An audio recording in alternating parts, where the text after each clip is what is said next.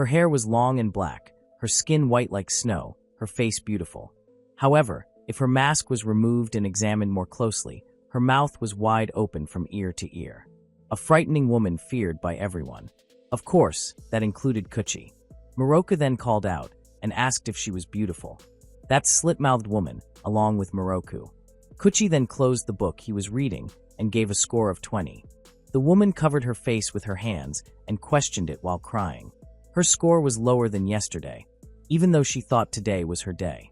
Kuchi was surprised to hear Miroku lower her voice. The woman had done the same thing yesterday. That wasn't good. It seemed like her trick was always the oldest in the book. Miroku asked her to stop saying that. After all, she was the slit-mouthed woman. They had to make some changes because Kuchi felt dissatisfied. Miroku was annoyed because she couldn't scare Kuchi. Besides, the man wasn't her client. Sano Kuchi, who was 17 years old, admitted to being her husband. Miroku, who only pouted, then turned her face away because they weren't married yet and were only engaged for now. Finally, the young man understood. Besides, it had been almost a week since Miroku's arrival, but the woman still kept trying to scare him in his dreams. Miroku tried to deny it, but Kuchi showed evidence in the form of a picture of Miroku with her mouth wide open. He was really sure this was amazing, and soon everyone would be talking about Miroku. The woman kept asking him to be quiet, but now it was her turn to fall silent when Kuchi said that this had been happening for more than 40 years. People started fearing Miroku since 1979, and that was more than 54 years ago. During that time, she became famous among the people around the town. But not everyone knew about her urban legend. Even so, the legend of the slit-mouthed queen was still upheld quite well, and people even started making rumors. But compared to now, Miroku had just become famous and a trend on social media. They weren't afraid at all. And thanks to that, she finally got engaged to someone like Kuchi. Miroku's legend originated from a rumor spread by a priest. If the rumor faded, they started losing credibility, and with that, the legend's existence became threatened. In the end, they disappeared. Miroku even forgot how many times she had disappeared in the last 40 years. To avoid that, she had taken steps to extend her life. There was a family tasked with keeping the rumors and legends alive throughout time. When it came to the Sano household, the legend needed to be engaged to the head of the family to stay alive. Kuchi protested Miroku's mistake in treating him as a husband in the same way as other men in general. Miroku then asked for a moment. Besides Kuchi, who was still 17 years old, she wanted to inform him that she refused to marry the young man, even if it would be beneficial in the long term. She wanted to scare people on her own will, wanted to regain her power alone. However, the threatening aura emitted by Kuchi when calling her made Miroku flustered and tried to explain that she wanted to hear desperate and ear-piercing screams, also make people scream every day without stopping. Kuchi couldn't imagine how scary it would be if that happened every day. Miroku said that the contract they had was nothing more than the first step. What happened before was because Miroku didn't do it right. She promised that soon, the day when Kuchi felt scared would come, and asked him to prepare. The young man questioned the contract issue that the woman was talking about, so she just stayed silent until called. Miroku even screamed, asking him not to play around. If only she could scare him, then this marriage wouldn't be necessary. Kuchi admitted he was just joking. He fully remembered the contract. When the young man turned 18, so a year from now, they would start living as a couple on a trial basis. If before that Miroku managed to scare him, at least once, the marriage and everything would be cancelled. They both agreed on that, but Kuchi was still curious about Miroku's reason for not wanting to marry him. Miroku said that this was horrible and considered this type of marriage truly ridiculous. Besides, Kuchi agreed to all of this. Even though he came from an extraordinary family, he was still a human child. Kuchi was also too young to be engaged to someone, and what's worse, Miroku wasn't even fully human. Kuchi knew that was just another excuse not to do it. Miroku asked if there was something wrong with the young man that made her worried. Kuchi admitted he was fine and started to understand that he was being worried about. He then approached and held the woman's cheek, then said that actually, seeing how things were now, he hoped everything went well because he wanted to marry someone he truly loved. Miroku was stunned by such treatment, especially when the young man said that this was the best scenario. The woman was silent for quite a while with blushing cheeks. She then moved away while asking Kuchi to stop his joke again. The young man knew Moroku was the slit-mouthed woman. That's why he also had a condition. A year from now, besides trying to scare him as his partner, he asked Moroku to know one thing. If Kuchi managed to make Moroku like him, that meant the woman had fallen in love with him. Moroku was annoyed because the young man kept insisting. Kuchi himself just smiled and answered casually. In his opinion, there was nothing to worry about. Moroku could do whatever she wanted, within reasonable limits. So he asked her not to worry about it. Kuchi approached her again and whispered right in the woman's ear that they would see if Moroku failed to scare him, or if he failed to make her fall in love instead. This time he said that he thought this year was really very interesting in front of Moroku's face. Once again, he said nice to meet Moroku, the slit-mouthed woman. Moroku herself couldn't say a word because of him. She didn't know what the kid was really thinking. As if that would happen, but Moroku had no intention of losing. Kuchi himself wanted to see her try. This is a story about daily life while engaged to the slit-mouthed woman. As soon as she entered, Moroku laughed because she was curious if there was something worth looking for in this house. The lighting in this warehouse was a bit dim. It seemed like the perfect place. If she could create a good atmosphere, she was sure Kuchi would be scared. However, when thinking about how to lure him here, someone patted her shoulder, making her freeze. As soon as she saw the face with horns, she screamed. Moroku was really annoyed with what the young man did. Kuchi himself casually removed his mask and admitted he was just trying to talk to her. So, he guessed Moroku chose this warehouse because she was thinking of something like this. The young man was sure Moroku thought that if she managed to set the setting right, then the woman was sure he would be scared and thought that this place was perfect. Moroku was surprised because Kuchi's words were spot on. Kuchi was happy because it was just the two of them here, while Moroku was busy sewing her mouth on the cheek part while watching her fiancé put away his mask. She, who was a slit-mouthed woman, regretted that this human was her fiancé. They made a promise to free Moroku. The woman had to succeed in scaring him at least once, but the fact that she failed again made her annoyed. There were antiques and some paintings in this warehouse. As could be seen, this was kind of Kuchi's hobby. Maybe that's the reason. Moroku's mouth didn't surprise him. He then apologized, making Moroku even more annoyed. The woman then admitted she wasn't planning anything. This was just a coincidence and felt that Kuchi was talking too far. She still didn't believe that the young man didn't think she looked ugly. Kuchi admitted that it was because Moroku was the only one he liked. No matter what her appearance was, to him the woman was still beautiful. Moroku couldn't say a word seeing the young man's wide smile, and when she tried to scare him, the shadow of when Kuchi said he liked her crossed her mind. She then convinced herself that everything he said was just nonsense. Moroku turned her face away because she kept being toyed with and affirmed that it wouldn't work on her. And it seemed like her thread was almost running out. Moroku then decided to sew it with what was left, and it would be troublesome if not done. It seemed she had to buy thread again. With that, Kuchi then started to realize that Moroku always walked around with the appearance of a sewn mouth like that. In fact, he thought the woman preferred a split mouth. Moroku confirmed that, but still it was difficult to walk around like that. So every time she didn't need to use her mouth, she just sewed it back. If she didn't do it, they would end up like a few moments ago. Moroku saved time and energy if she walked around like this. Kuchi stared at her confused. He thought it was more troublesome to cut the thread and sew it repeatedly. However, Moroku insisted that this felt better. While holding her cheek, she admitted she couldn't hold it. It was hard for her to stay still.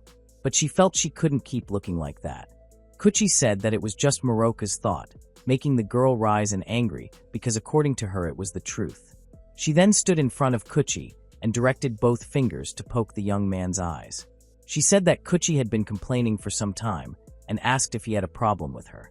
Kuchi then waved his hand and denied it. He said it was just a small observation. According to him, whatever the shape of Moroku's mouth, she would still look beautiful, whether patched or not. The woman screamed because she got a sweet sentence. This was the first time someone told her. Kuchi then knew. Moroku realized she was beautiful, but her skin was all sewn. He then asked if the stitches were uncomfortable, making the girl flustered and panicked. However, not because she was disturbed. It was the same as a strand of hair or a nail. It was just part of Moroku's body. If so, Kuchi asked permission to touch it. Moroku herself didn't mind. After all, she actually couldn't feel anything. Even though her appearance was like this, she was really different from normal humans. Even if Kuchi kept touching it, she admitted she wouldn't mind at all. The young man then kept touching the stitches on her cheek up to her ear. Then suddenly, Miroka glared at Kuchi, who moved away, while saying that the woman had just felt her lips, making her flustered. Her body trembled while asking what Kuchi had just done. The young man innocently said he just touched it. Miroka couldn't control herself yet, and still couldn't believe how the young man could kiss her just like that. Even though they were engaged, it didn't mean Kuchi could do something like that. Kuchi himself just apologized and confirmed the accusation that he was a pervert. Kuchi admitted that her skin was a bit dry. Perhaps the woman hated him. Honestly, it surprised Miroku, but not that bad. Kuchi then admitted that it was just his finger while raising his index finger. Silence for a few moments until Miroka's body started to understand it, and her body suddenly collapsed to the floor. Kuchi thought Miroku would be angry if he tried to touch her. Besides, it was time to go back. He then said goodbye and would go first. Miroku herself just stayed silent while resting her chin on the chest. She sighed because it turned out that it was just Kuchi's finger. Kuchi stopped his steps once he was a bit far, then looked at his fingers. He remembered when those fingers touched Miroka's face, and his index and middle fingers touched the girl's lips when she was off guard. His hand was then clenched, without saying a word. Back to Miroku, who was still in the warehouse after a while. She rested her face on both hands folded on the chest. Her feelings were unsettled. She didn't even know what she was thinking. Miroku told herself to stay calm, because this was not her plan at all. As soon as Miroku asked if she was beautiful, Kuchi immediately turned. With her long hair, skin as white as snow, beautiful face, and mouth open from ear to ear. If there was no red thread of fate, the young man would tie it himself. He made sure that the woman could feel her own lips. Miroku asked about something else that Kuchi really wanted to find out, making him immediately say that he wanted to know everything about the girl. He cornered Miroku, making Miroku unable to breathe. Miroku woke up in her bed with an annoyed expression. As soon as she looked at the window, it turned out it was already daytime, making her very confused. For some reason, Kuchi kept saying he liked her. Things like that, she didn't understand at all. She covered her face thinking about the recent dream. Since ancient times, creatures called humans, as Miroku knew, usually feared ghosts and other supernatural yokai. Miroku changed her clothes while affirming that she was a bit different from other supernatural beings, but not too far off. But that man, he seemed completely unconcerned even when it was the first time they met. Kuchi remained calm with his confident smile. Even in a condition like this, at least he could have the decency to be scared at first. Miroku really didn't know what was going on in that head. She was so busy thinking that she jumped in surprise as soon as she opened the bedroom door and saw a short woman with large bun hair, smiling in greeting. Miroku complained because Saya startled her, and she was sure the person was the household maid. She also returned the good morning greeting. Also the complaint because she was called Madam, even though she wasn't really Kuchi's wife. Miroku affirmed that she was only his fiancée, and that too only temporarily. Besides, she personally had no intention of becoming his. Saya then informed that Kuchi had already left for school. Miroku started to remember his profile. Kuchi Sano, 17 years old. Miroku glared because that meant he was still in high school. Saya confirmed it. The young man was always at home, so Miroku really forgot. Miroku felt it would take time until Kuchi returned. She then started thinking. Possibly this became an opportunity to launch a surprise attack. Miroku would use this time to devise a complicated plan. If she ambushed him on the way home, she could surprise him and achieve victory. Miroku then said goodbye and would leave too. Saya told her to be careful. Miroku was very excited because she was sure at that time Kuchi would be off guard. The young man would definitely be more careless when going home from school. Even maybe Miroku could see the difference. If she did it, then maybe Miroku could understand him a little better. She then hurried to speed up her steps. Miroku stopped at the corner. She peeked at the wall and thought all the words earlier were just jokes when she saw Kuchi at the end of her view. Somehow with his school, but the young man just stood still there.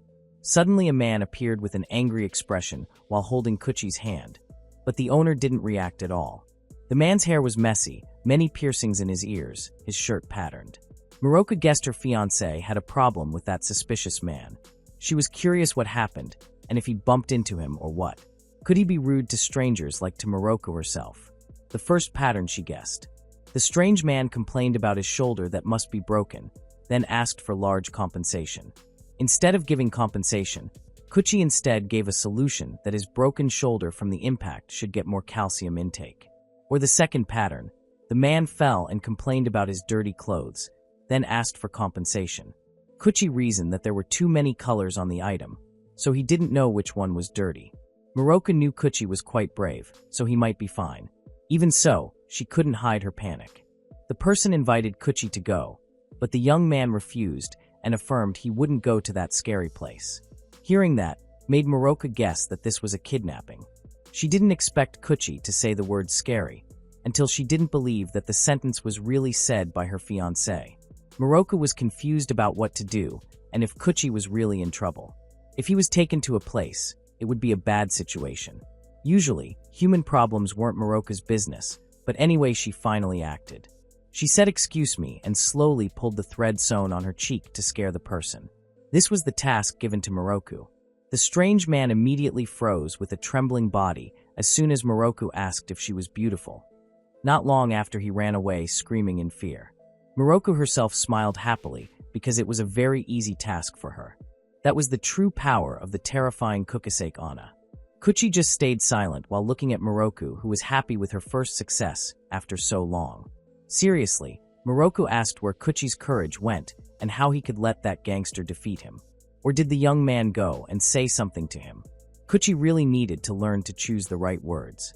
Miroku was surprised because Kuchi just stayed silent. She also asked him not to misunderstand. She admitted she wasn't worried about Kuchi at all. She just didn't want any human to precede her because they were betting. Miroku then laughed and felt she understood now. Kuchi must be shocked after seeing her true power up close. She was happy because she felt she could do it if she tried. Someone kept screaming, calling the elementary school uniformed boy named Kuchi Sano. The boy screamed, telling him not to be arrogant just because his family was rich. As soon as he was denied, the child didn't like being answered because Kuchi always looked down on him and the girl behind him with those eyes. Kuchi also never spoke, and no one knew what he was thinking. That was also what made him have no friends in class. Kuchi turned around and just sighed, even though he was called annoying. The child cursed that Kuchi would be alone forever. The girl behind tried to mediate and asked him not to talk like that, until finally Kuchi turned back to them. He admitted he didn't care. Even if he didn't have a single friend, even if he was alone forever. The two children then screamed restrained. Kuchi turned back when someone said excuse me. There was the beginning of his meeting with Miroku. The woman who asked if she was beautiful with her long black hair, skin as white as snow, her face indeed beautiful, and mouth open from ear to ear. Kuchi was mesmerized seeing her. Miroku kept screaming because her babbling seemed unheard. She even shook Kuchi's body. They looked at each other for quite a while. Miroku asked what happened. Kuchi cleared his throat while saying nothing. He was just thinking about how much he loved Miroku. The woman screamed in surprise because her fiancé brought up that again and protested. She even almost forgot her plan to prepare a surprise attack. Kuchi just called Miroku when the girl babbled annoyed. He might not remember, but Kuchi still said thank you for saving him, making Miroku silent. Her reaction changed to surprised, but then pouted with blushing cheeks. Even since that day, Kuchi had liked Miroku. He then asked about that surprise attack, making Miroku offended.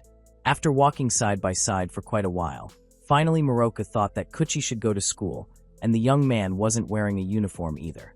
The young man reasoned that school was over. However, Miroku knew he was lying. It was still 8 in the morning. Kuchi shouldn't skip class. The young man walked ahead, and it was no problem, then said no need to worry. Besides, he had gotten what he needed. Someone then responded harshly, making their steps stop. The man who had run away scared earlier said loudly to be heard that little Kuchi, that's enough. His body was still trembling when revealing Kuchi, who knew that he had just met the attendance requirement. Apparently Kuchi didn't know how often the strange man begged his teachers, but he wouldn't let him go today. Miroku just peeked from behind her fiancé's back, while thinking that the gangster knew Kuchi. Yuta, that was the strange man's name. Kuchi called him softly, and explained that Yuta was the one who ran away. The man sighed and reasoned that it was just a reflex. He then asked about that terrifying girl and thought about it. Miroku then appeared from behind Kuchi's back, making him scream in fear again. He then complained because Kuchi didn't tell him that Miroku was there. Kuchi complained back because Yuta was very noisy. Miroku herself just observed Yuta, who who stood with a body trembling in fear. This person had an attitude that was the opposite of Kuchi. Moroku then apologized for scaring him. It was really a very rude attitude. Yuta himself admitted he really forgot that the supernatural fiancé was around Kuchi. He then introduced himself as Kuchi's servant as well as bodyguard while locking his master's neck with his hand. He smiled happily to meet the acquaintance of Kuchi's wife. He admitted he didn't know Kuchi had a wife. Until now, Kuchi was still the rich young master, and Yuta had bravely taken care of him since he was little. However, he then realized that this wasn't the time for chit-chat. Yuta pushed Kuchi's body that was attached to him and forced him to go back to school immediately. Kuchi wasn't even wearing his uniform yet. He asked him to try to be more serious. Yuta asked him to change clothes quickly. Kuchi complained and said he had been there earlier. He wanted to stay away from that scary place as much as possible. Moroku had heard that reason earlier, so she was curious about what made Kuchi say that school was a scary place. She guessed the possibility that her fiancé was a victim of bullying and seemed to have no friends either, making Yuta also ask about the truth. Kuchi denied that assumption. School required him to arrive no later than 8 a.m., taking into account the time needed for preparation and going there. Kuchi had to leave home around 7 a.m. Classes ended at 3:30 p.m. Even if he didn't join any club or committee, it would take longer to go home. When Kuchi arrived here, it was around 5 in the afternoon. That meant, if he went to school, Kuchi would have less time to spend with Moroku. That was scary for him. Yuta called his logic stupid. They only had 24 hours in a day, and that was almost 10 hours lost. If you counted the time for sleep and other miscellaneous things. Yuta didn't understand at all, and didn't get what he was saying. What he knew was that Kuchi was a student and should make school a priority. Kuchi didn't accept that statement. For him, there was nothing more important than the time spent with his lover. Yuta was annoyed because Kuchi made him sound like he was the crazy one here. Really, Yuta had lost his patience because Kuchi's brain must have turned to mush every time he talked about love and things like that. Finally, he asked Moroku to talk to the stupid kid in his place. Of course, the woman immediately took over. For humans, the passage of time could be an object of fear. But that wasn't the core of the problem, whether they were children listening to his complaints. Anyway, Moroku forced Kuchi to stop babbling and go quickly. Students should focus on studying. Even if his grades were good, that wasn't all that was needed. In the midst of the commotion, the door then opened, making everyone turn. It turned out to be Saya. She gave advice to Kuchi that if he kept being like that, Moroku would eventually get bored with him. She closed her eyes for a while because Moroku had just arrived. Anyway, she was sure it was time for Kuchi to study seriously. That was the agreement. Kuchi had to carry out his duties diligently. The young master fell silent, then glanced at Moroku, who also didn't respond, then confirmed it and entered the house. He agreed to change clothes. Besides, Moroku also told him not to skip class and decided to go to school. Once the door closed, Yuta felt surprised how Kuchi could listen well when Saya was the one talking. Yuta himself didn't often see Kuchi acting selfish like this. As Moroku saw, Kuchi had many things to do with his family and so on. He always talked like an adult and didn't often meet his parents. So, honestly, Yuta was a bit happy to see him like that. But skipping class was not allowed. He was sure Kuchi must be crazy about Moroku. Yuta laughed, but Moroku just stayed silent. He then glanced at the woman and asked her to treat Kuchi well for his sake. Kuchi was indeed a bit rude, but Yuta hoped Moroku could ignore it. He also knew Moroku had been watching Kuchi all this time, because he had observed him carefully with his own 2 eyes. Moroku wasn't sure. Yuta could really see her. She then got curious about Yuta's hair shape, then asked him to pull the bangs covering his eyes a little while approaching. Yuta immediately refused. He couldn't show half of his face from the eyes. Moroku then asked for a reason. According to her, just peeking wouldn't hurt. She tried to reach Yuta's hair to see his face, but the man kept refusing and asked to be pitted. He was really very shy and couldn't look into other people's eyes. At the same time, the door was opened from inside. Moroku got weirder because Yuta kept insisting, then asked him to stop stalling and move forward a little. Kuchi, who was already between them, prevented Moroku's hand from pulling Yuta's hair and reasoned that it was just part of his character design. Yuta was confused with that reason, but he got more confused seeing Kuchi rummaging through his bag to open a book in front of Moroku. However, it turned out Kuchi just gave thread right in Moroku's palm. because the girl said she needed more. Kuchi remembered having some at school during sewing class, even though he only had one for now. Yuta didn't expect Kuchi to go all the way to school just to get that. It was time to go to school. Yuta then told Kuchi to hurry up if he was ready. Kuchi then said goodbye to his lover. Yuta then pushed his back because he would go to school to watch him. Before they left, Miroka called. She thanked him for the thread and wished him a pleasant day at school. At first Kuchi was surprised, but then he smiled widely and promised that. Yuta himself didn't react, but then he felt happy seeing Kuchi's very bright smile. Once outside, Yuta asked for Kuchi's opinion and said it wasn't too bad if his wife saw him off in the morning. The young master didn't answer, so Yuta took his silence as a yes. Maybe now he could do it every day. Am I beautiful? Was Miroka's signature phrase that if answered seriously would only make her anxious. She asked the mirror on the wall about her beauty, which was more than the fairest of them all, then greeted all humans and supernatural beings and introduced her name. She also confirmed it with a loud voice until it was heard by Yuta, who was outside. It had been several weeks since Operation Defeat Kuchi-Sano began. Yuta commented inwardly that it was a line from a different fairy tale. Some time ago, Miroka managed to gather a number of valuable information from Kuchi's close servant. Regarding when Kuchi was off guard, the question was instead answered with a statement where Yuta thought Miroku was in the middle of some kind of small battle. However, it wasn't just a small battle, but Miroka's reputation was at stake here. Kuchi's defense couldn't be penetrated whenever Miroku attacked. Instead, Miroka felt he was always one step ahead of her. Yuta had known him for a long time, so maybe he knew his weaknesses. She had asked Saya, but was only answered with a smile. If he really had to say it, then Yuta thought Kuchi was someone who was bad in the morning. That was very useful. Kuchi always seemed awake when Miroka woke up. That never crossed her mind. She then hurried to carry out her action, sneaking in the hallway until she reached the young man's room. Miroku confirmed that humans became vulnerable when they had just woken up. While looking at Kuchi, who was still asleep in his sleep, Miroku was sure that this was the day she would hear the man scream. Kuchi groaned, then his eyes opened. He realized when someone crept closer to him. Miroku was confident that this was her time. She then asked about her beauty while opening Kuchi's blanket with a scary face. However, she glared seeing that the young man was already awake. Silence for a few moments, until Miroku questioned whether the young man was awake or not, because Kuchi just stayed silent, but his eyes were open. Miroku was confused because Kuchi seemed less reactive than usual. However, the young man's hand was suddenly on her nape and pulled her face closer. Kuchi immediately recognized Miroku at that moment, making the girl immediately distance herself because their distance was too close. She was annoyed because it seemed like she failed again. Kuchi then got up too, even though he was still in a heavy drowsy state.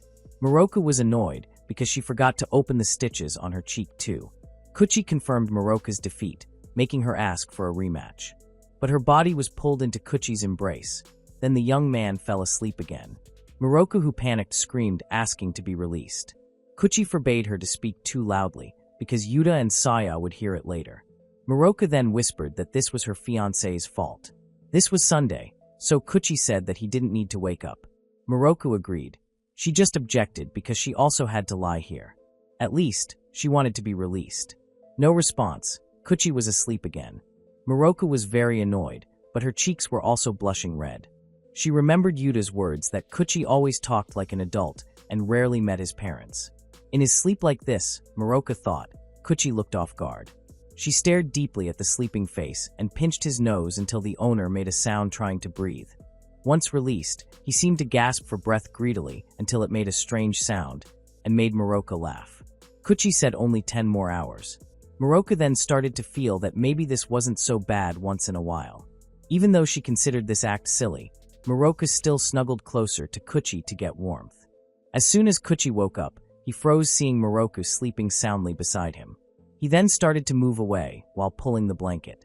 His chest pounded and his cheeks blushed red, seeing that innocent face. Finally, his scream echoed throughout the house. A scream of joy might be easy to get. They shared a house, shared a bed, and still, after so long, Miroku always held back from joining Kuchi. The young man invited her to eat together once in a while. Miroku, who was sweeping in the yard, said that as a kukasake Ana, she didn't really need things like nutrition. Kuchi asked her not to say that, because Yuta had worked hard on his cooking. Moroka didn't expect the man to cook Kuchi's food. Even though she was a Kukasake Ana, it didn't mean Moroka couldn't eat. So Kuchi asked about her favorite food. Yuta called Kuchi, who was busy in the kitchen, and asked about the scary scene here, where stains were splattered everywhere. The young master said good morning.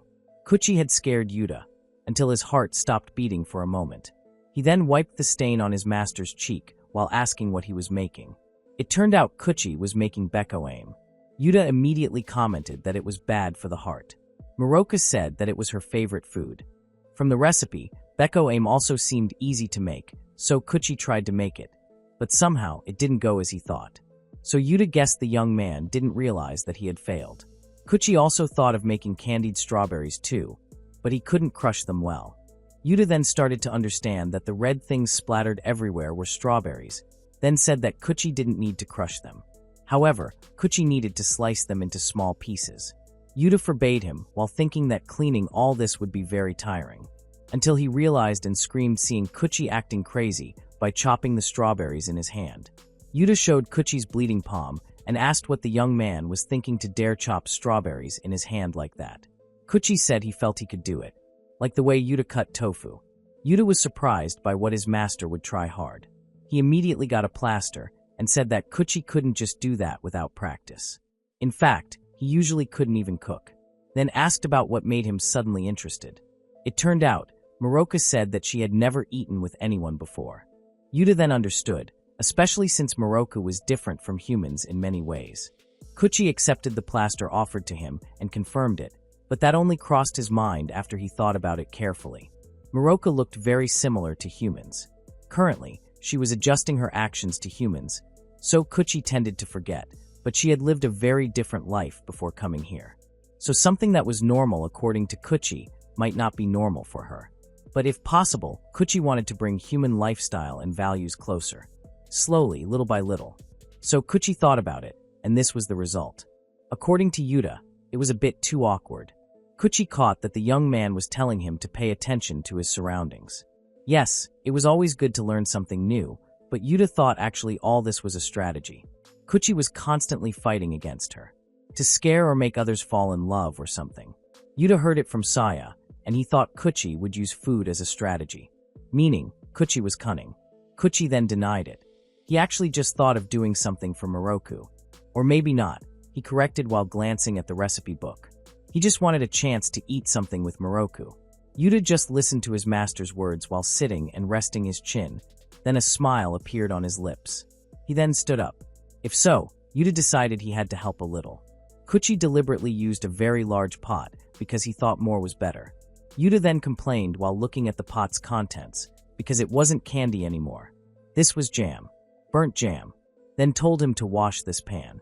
They had to redo everything from scratch. In Moroka's room, the girl seemed happy enjoying her candy. Kuchi just silently observed, then asked if Moroka really liked candy, even though everything could be seen clearly. It had been a long time since the last time Moroku had Beko aim, so she should have told Kuchi earlier. This fruit one was also quite delicious, and Moroka was eating it for the first time. Kuchi then smiled widely and felt he would have it too, then asked for one. Moroka didn't mind, but when Kuchi took her candy, she saw the man's palm wrapped in plaster. Kuchi guessed Moroka might just like sweet foods. Next time, he promised to make something different. But Moroka said no need, making the young man turn with a straight gaze. It didn't mean Moroka didn't like this, but next time, she would make something that Kuchi liked. The young man became even more silent because this was very sudden, then guessed that Moroka wanted him to taste her cooking. However, the girl admitted she was just returning the favor. It was a habit for them as Japanese people. It just so happened that Moroka was in a good mood now, so according to her, she didn't mind cooking something for Kuchi. The young man then smiled, welcoming it. If so, he would look forward to it. The two stared at the pan without expression. Kuchi invited to learn how to cook well next time. Moroka agreed. Yuta, who peeked from behind, commented that this couple was really compatible, but he was curious about what they were making, sharing more of their first experiences, together starting from here. Since Kuchi started attending school regularly, Inukawa informed his other two friends, who were enjoying break time, about Kuchi, who had gotten a girlfriend. Indeed, there was no news about it. it was just based on intuition. He guessed the possibility that the girl was from another school. Kuchi was often late to class lately, but before he wasn't like that. They might go to school together in the morning, aligning his journey with the girl's journey. Kuchi also went home super fast and must be to pick her up from school. And finally, the three young men followed Kuchi. Inukawa really couldn't hide his curiosity, because Kuchi was the most popular guy in school who also had a crazy fan club. Kuchi even rejected all the girls who approached him, no matter how beautiful, and this girl was the one who finally stole his heart. Unfortunately, up to this point, the girl referred to as his girlfriend didn't appear. Finally, Kijiyama and Saryuta considered the blonde man just daydreaming, because Kuchi just went home alone. However, Inukawa insisted on believing that Kuchi was on his way to meet his girlfriend now. Lately, Kuchi seemed to have become calmer or something, and became a bit better. The blonde man said that in his opinion, Kuchi was cool, like a lone wolf who never bowed to anyone.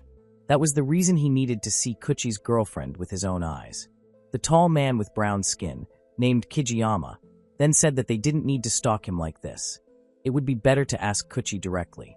Then their shortest friend, Saryuta, called him scared. Inukawa denied it, but he then panicked as soon as he saw that Kuchi disappeared at the dead-end turn, even though he was quite sure he saw Kuchi turn this way, but they lost him. If so, he ordered them to split up to look for him. However, suddenly Kuchi was already behind and asked what they were doing. Inukawa then turned and jumped in surprise. Kuchi asked if there was something they needed from him. The blonde admitted he happened to see Kuchi, even though Kuchi himself knew they had been following him all this time and had been caught red-handed. Kijiyama then suggested asking him directly, especially since Kuchi himself asked what they wanted. Inukawa finally gave in and started talking that he felt Kuchi had become brighter lately. He admitted smelling the scent of love in the air. His action was then reprimanded by Kijiyama, and he should ask with a normal sentence. Inukawa then asked for time, because this was the first time he talked to Kuchi. If there was nothing, Kuchi then said goodbye to go first. He had important business to take care of, and that made them disappointed. Before the question was finished being asked, Moroku called from behind Kuchi's back. The girl finally found her fiancé, then asked what the young man was doing here, even though she had been looking for him. They were way past the promised time, and Kuchi was late. Kuchi turned and called back Moroku. He apologized for making her wait. Instantly, Inukawa finally got excited while showing Moroku's figure to his two friends, and that showed that his guess all this time was true. They became noisy because they knew that Moroku and Kuchi met after school and so on. That could only mean one thing. Moroku asked about those kids, and Kuchi said they were his classmates at school, whispering. Inukawa then finally decided to ask. He immediately barged in, grabbed Moroku's hand, and asked about her relationship with Kuchi. He was sure they must be dating. His piquing curiosity made him want to know when they started dating and many other things. Moroku kept being bombarded with many questions, but just the word dating already made her mind confused, until she had to digest it with difficulty. Because he didn't get a single answer, Inukawa then apologized for suddenly asking many things. He introduced himself as Kuchi's classmate, then corrected his words because he felt it wasn't important. Kijiyama told his friend to introduce himself first, but Inukawa instead directly asked the name of the girl in front of him. Fortunately, Kuchi immediately acted by pulling Moroku back and introducing her name. He also confirmed that they had a relationship like that. They would go shopping today.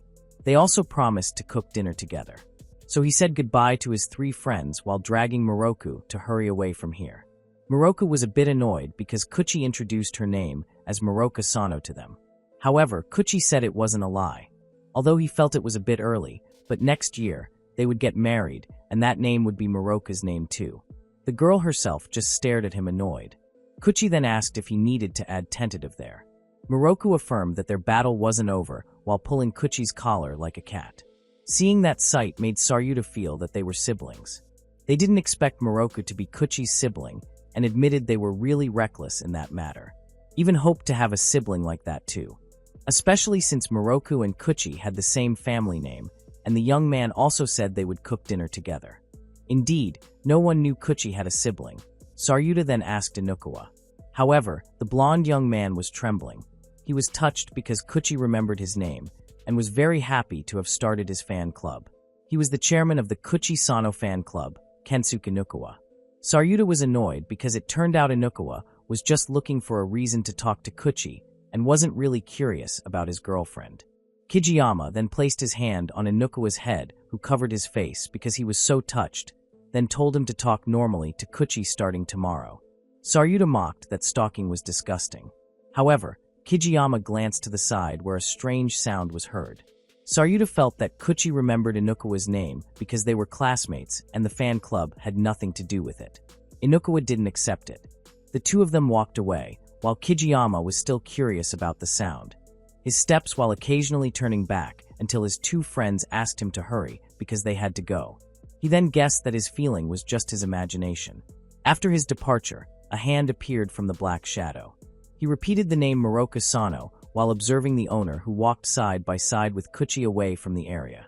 The figure seemed surprised because they were called siblings. Gall, as if this engagement bond wasn't annoying enough. That pair of eyes stared at them sharply and said he wouldn't forgive it. A storm was happening. Moroka stared at her reflection in the pond and pondered the possibility that she wasn't that scary. She quickly dismissed her thought and shouldn't think like that. If this continued, she thought she would just follow Kuchi's wishes. She remembered when Kuchi introduced her to his classmates, along with the reason that they would get married next year. Moroka then screamed in annoyance. She then tried to calm herself and convinced herself to be confident. She had played as best as she could and looked very scary. Moroka screamed that she was really scary, and her voice was heard again by Yuta, who was cleaning the glass. Moroka decided to stop for a moment and practice. Maybe she should add more openings to her slit. Suddenly Kuchi was already behind her neck and asked about her practice, making Moroka surprised, and she immediately jumped. Luckily, she managed to hold the young man's arm, although unfortunately it didn't last long, and her body was soon thrown into the pond. Moroka pursed her lips while soaking in the bath. Whatever she did, but it was really Kuchi's fault.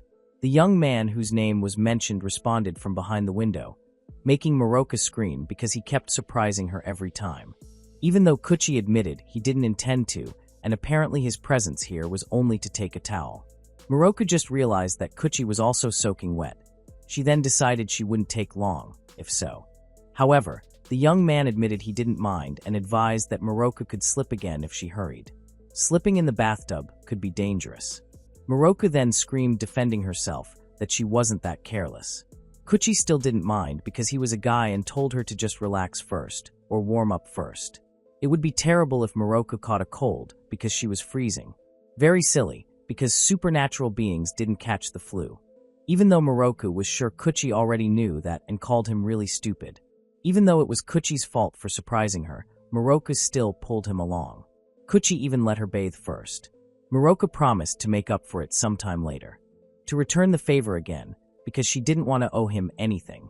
She then offered at least Kuchi to have something special. Moroka fell silent, waiting for Kuchi, who was thinking. That made her think of their scene being too close.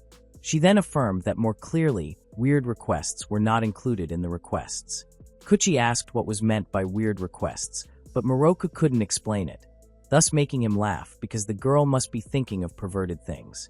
His laughter got louder, making Moroka scared, then asked her not to worry. Kuchi promised he wouldn't do anything before they got married, and he never even thought about it, unlike Moroka, he teased. The girl then immediately denied it firmly. Kuchi then invited her to go on a date tomorrow. Not like last time they had to go shopping for daily needs, but a proper date. He always wanted to try it.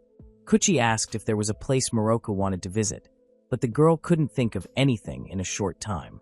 She would try to think of a place tonight, then would try to find out things to do. Kuchi's sneezing sound made her realize that Moroka had been in the bath for a very long time. Kuchi admitted he didn't mind, but Moroka still hurried out now so the young man could bathe. Unfortunately, her foot slipped and she fell. Moroka's scream made Kuchi panic and immediately opened the door. He found his fiancée sitting on the floor in panic. This wasn't what he expected. Moroka panicked, looking for her jaw, making Kuchi remember his school friend back, then when looking for his glasses, which turned out to be on his own head. Kuchi then patiently said that Moroka's jaw was on her head. Moroka didn't know why it ended up there and decided she had to sew it. Kuchi prepared a glass of iced tea with ice cubes for his fiancée. He also praised Moroka, who had successfully sewn her jaw back. So far there were no injuries from falling on the floor earlier. Kuchi then nagged because he had warned her, but Maroka kept going and still slipped. Maroka slipped a lot today, but she reasoned that it was because Kuchi sneezed. The young man knew that it happened because Maroka was worried about him. He then thanked her. He really liked that about her. Of course, he also liked her carelessness. Maroka cleared her throat and turned around.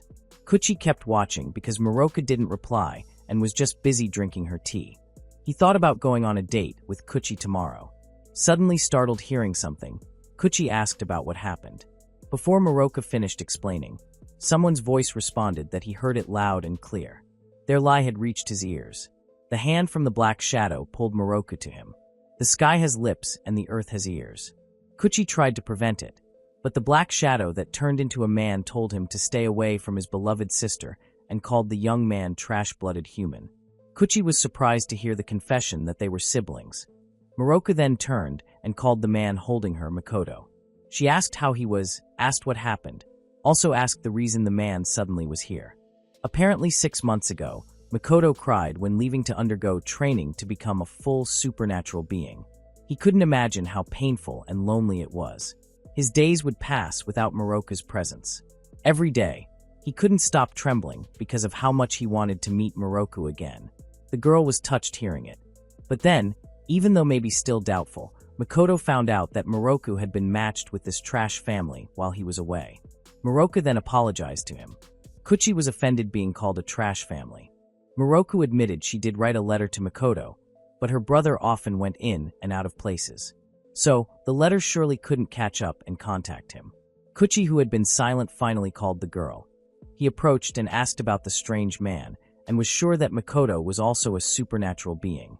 Makoto told Kuchi to release his hand from Maroka, but the young man instead told him to do the same. With a threatening smile, Kuchi asked him to listen well that he didn't know who Makoto was, but the house he entered without permission was his and his wife's, Maroka. Makoto of course got angrier hearing the man call Maroka his wife. Kuchi affirmed that Makoto shouldn't be here and needed permission. This was a violation. Besides, his action was too sensitive. Makoto was also sure he had told Kuchi to release his hand from Maroka, even called him deaf. Finally, there was a drama of pulling Maroka's hand, making the owner scream in pain. In the midst of the tension, Yuta pulled Maroka away from them. He asked both to be a bit calmer, because jealousy made men crazy. Now Makoto screamed asking about another strange man pulling his sister.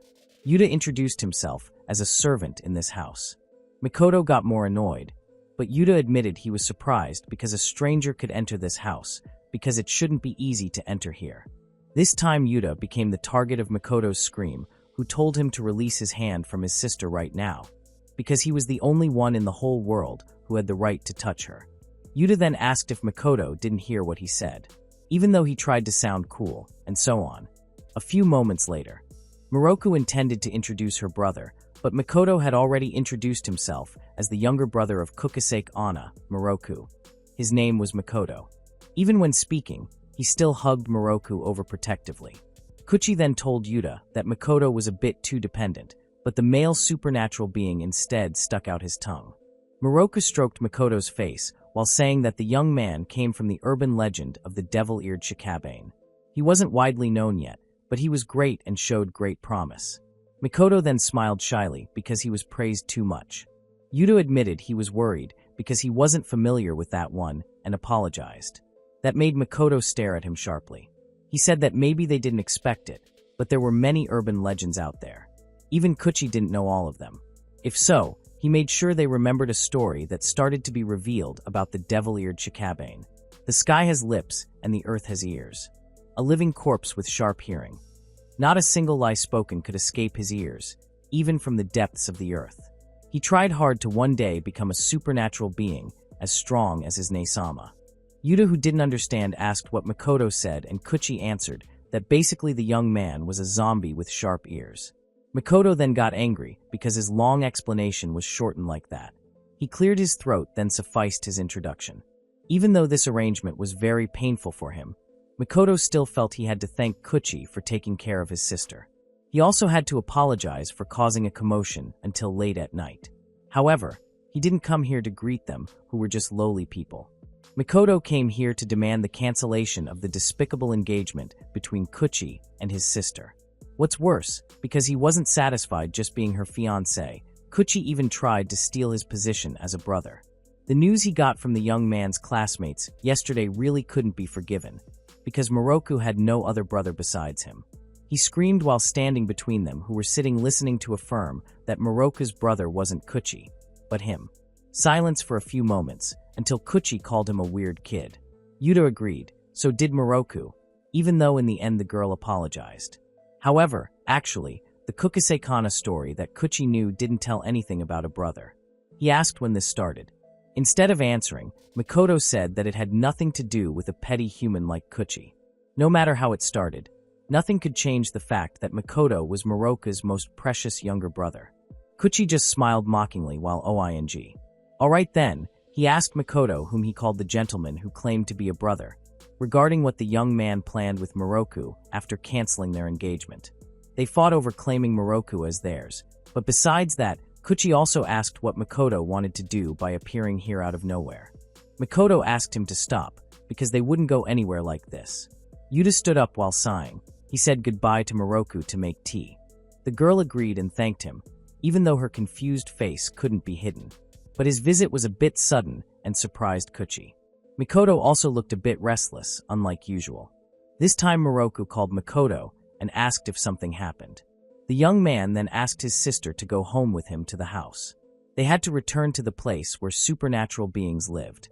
Kuchi wanted to interrupt, but Mikoto said that humans from the Sano family couldn't be trusted. They were a family of liars. Moroku herself didn't understand what he meant. When Mikoto and Moroku separated, Mikoto heard an old story whispered softly among their kind. Humans from the Sano family deceived supernatural beings and married them only to exploit them. Moroku was quite surprised hearing it. Beings like them all had very different features and powers. The Sano family saw value in those powers based on their potential use.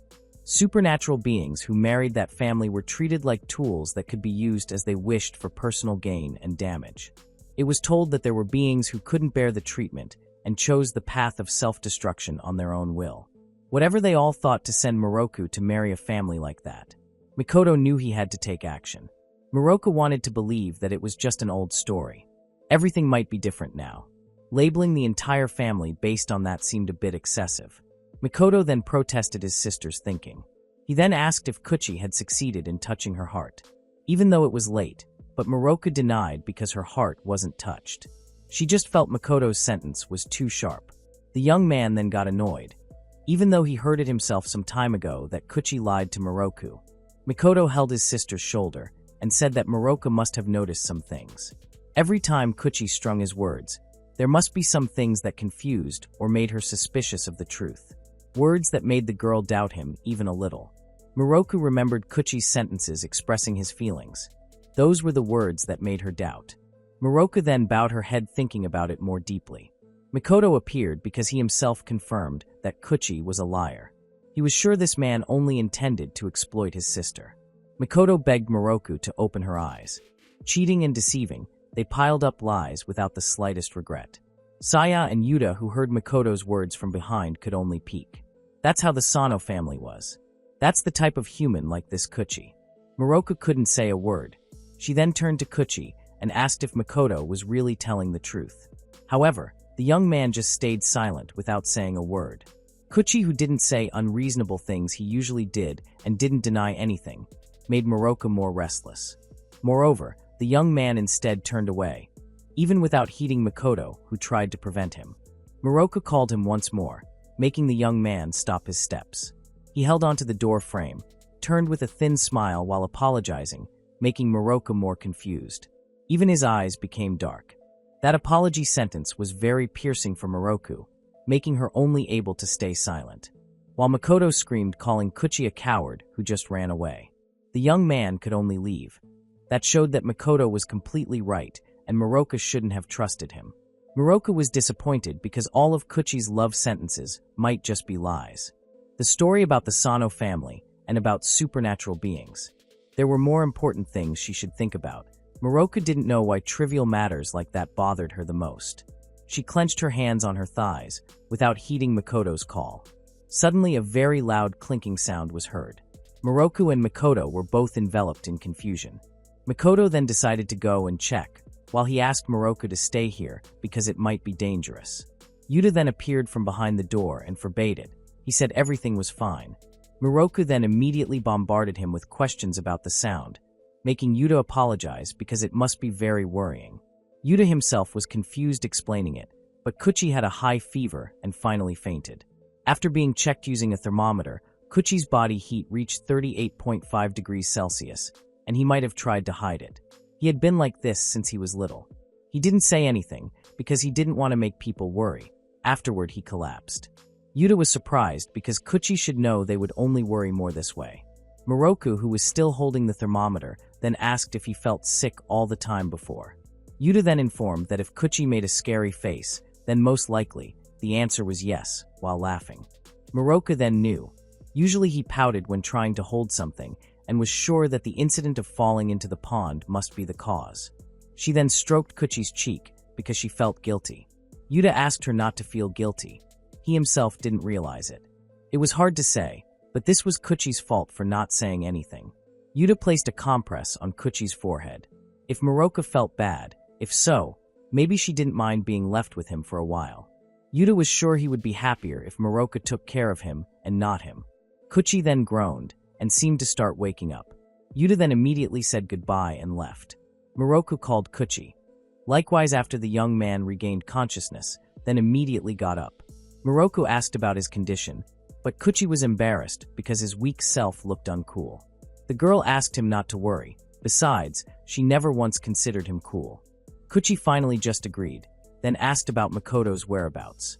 Apparently because Kuchi was sick, Makoto decided to come back another time. Besides, he had no choice. That kid was really honest. When coughing, Kuchi asked Moroku not to get too close, because she could catch the flu. However, the girl said it was impossible for her to catch human flu. She was sure her fiancé knew that. Actually, Moroku wanted to ask Kuchi properly about everything Makoto said, but she had to wait until the young man recovered. Suddenly, Kuchi apologized, making Moroku immediately look at him. Apparently, he just apologized because they should go on a date tomorrow. Even though disappointed because the direction of the conversation was different, but Moroku admitted it was okay. Besides, she was free to go anytime. However, then Kuchi also apologized for the story they just heard earlier. The old story discussed by the girl's brother was mostly true. The Sano family remained normal while secretly deceiving supernatural beings and exploiting them. There were written records confirming this. Hearing his sister married a family with such history, Kuchi understood why Makoto was really angry. Moroku just stayed silent listening, then asked if the young man was like that too. Kuchi kept telling her that he loved Moroku, and now the girl asked the truth. Was everything like what Makoto said, like in that old fairy tale? Moroku wanted clarity if Kuchi was lying to use supernatural beings, that is to use her. Moroku knew she was very selfish, even though usually she kept rejecting him. Now when in this situation, when she thought that all this was just a lie, Moroku felt conflicted. Kuchi was startled hearing Moroku's statement.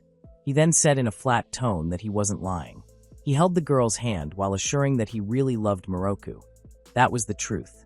Also, to clarify, the previous story was about the Sano family several generations ago. There was no deception and so on happening now. Actually, he couldn't do that either, so Moroku didn't need to worry. Kuchi also admitted it was wrong for not saying anything before, but he didn't expect how Moroku could misunderstand like this. Apparently, it was because Makoto said Kuchi lied to Moroku and even left with a vague apology.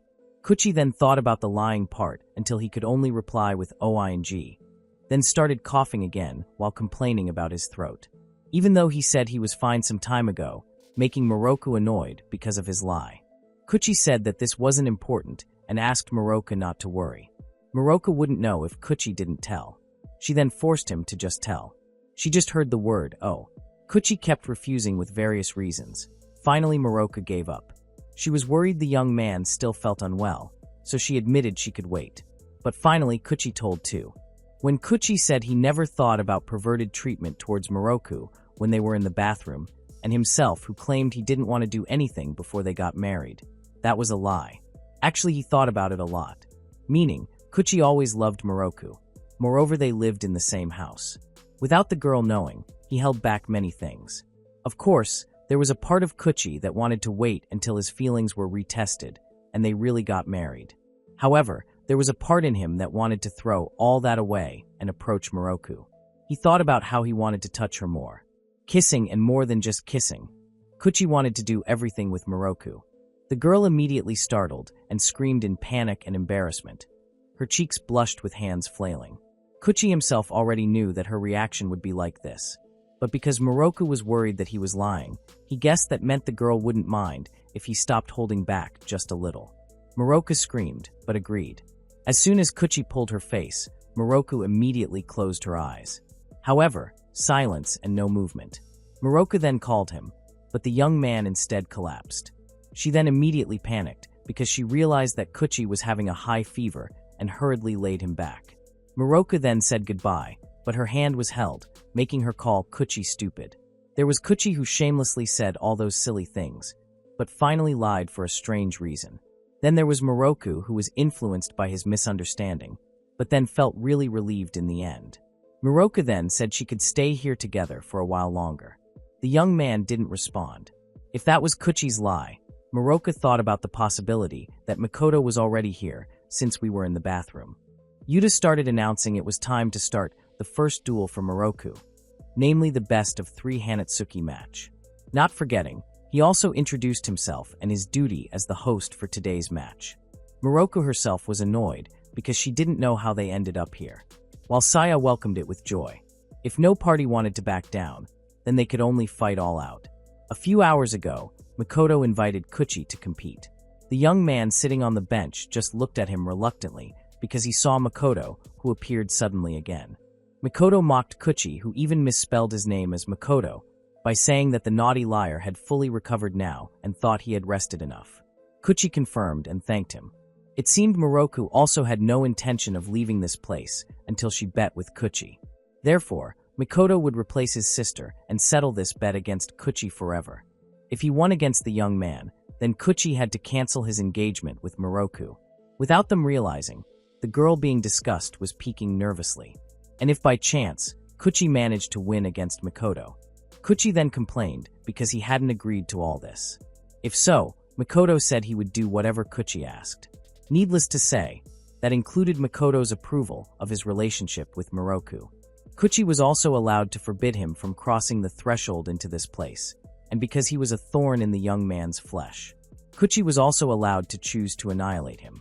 Hearing that, made Moroku, who had been just sending, finally come out. She strongly objected and wouldn't be able to hold back the desire not to see her brother again. Makoto welcomed his sister happily. Moroku immediately reminded that Kuchi had just gotten better and didn't have to force himself.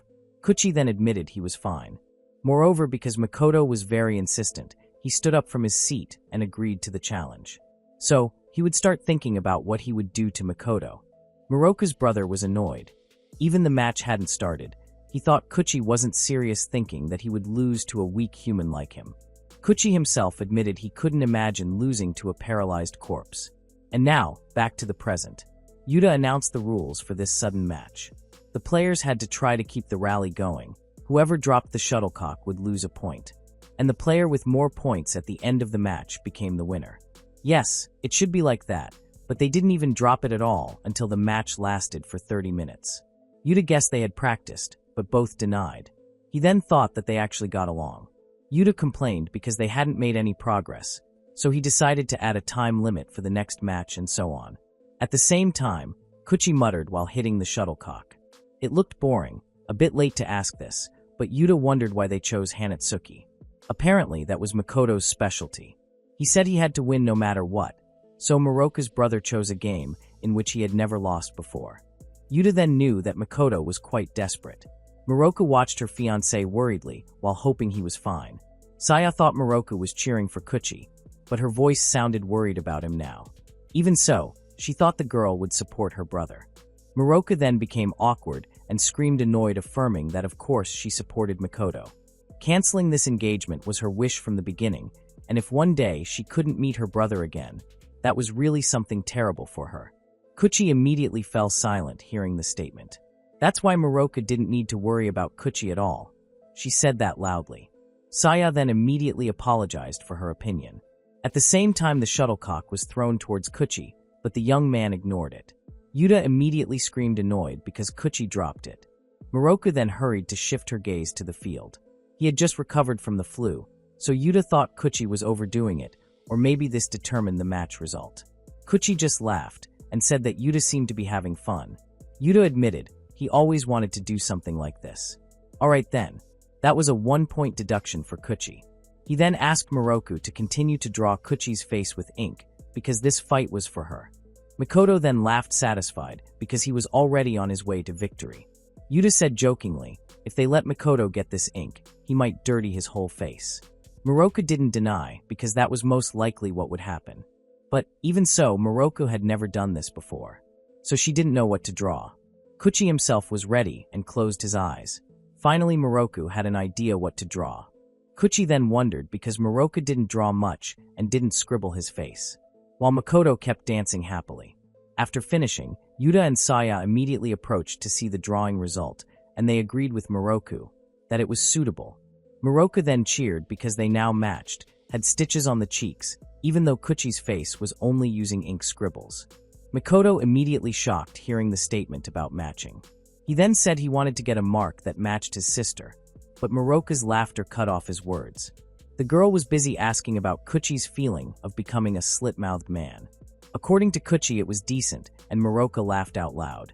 Mikoto couldn't believe the sight he saw, and he could only clench his fist on his chest. He bowed his head and gripped his racket tightly. And the final score was 1-1. They ran out of time, so the result was a draw. The battle wasn't over, so Yuta asked what they would do, or if they wanted to try again. Mikoto then immediately refused and said everything was over and a rematch wasn't needed. Miroku was surprised seeing him. Mikoto admitted he had lost in this battle. No one understood what happened. Miroku even asked the reason her brother suddenly admitted defeat and asked what happened, even though he was so enthusiastic. Mikoto thought it was impossible for the Sano family or this man to make his sister happy. That's what he thought, but if Miroku could spend her days here with a smile on her face, then Mikoto thought his thinking was wrong. If so, he admitted he was just a fool who judged and jumped to conclusions based on old stories. A fool like that would never achieve a real story. Mikoto then threw himself to the floor, because as promised, Kuchi could do whatever he wanted to him now. Mikoto depended on his mercy. Yuta sighed and approached him. He said he couldn't decide if Mikoto was a good sportsman or not, but he asked permission to erase the ink on his forehead. Miroku then also approached her brother, making Kuchi watch the scene closely, especially his fiancée's expression that looked sad. He scratched his cheek while saying in that case, Mikoto should use the front door next time. That was his only demand. Mikoto still couldn't digest the sentence well, so Kuchi repeated his words that he meant he could suddenly appear anytime in the house. Kuchi didn't want to step on him if he came through the floor gap or something. Mikoto then got annoyed because he was considered like an insect, but he wasn't sure Kuchi only gave one demand. If he wasn't stopped, he would just come to make trouble again. Kuchi didn't care whatever he said, but he had no intention of returning Miroku. He would also convince Mikoto to approve it.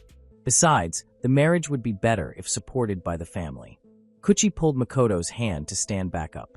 Miroku protested because her fiancé always quickly talked about that. Mikoto said Kuchi wouldn't be able to convince him easily, but that would remember it. He then apologized for all the trouble caused. Also promised to learn to re-evaluate knowledge about humans. Mikoto said goodbye for today while kissing his sister's cheek, making Kuchi annoyed.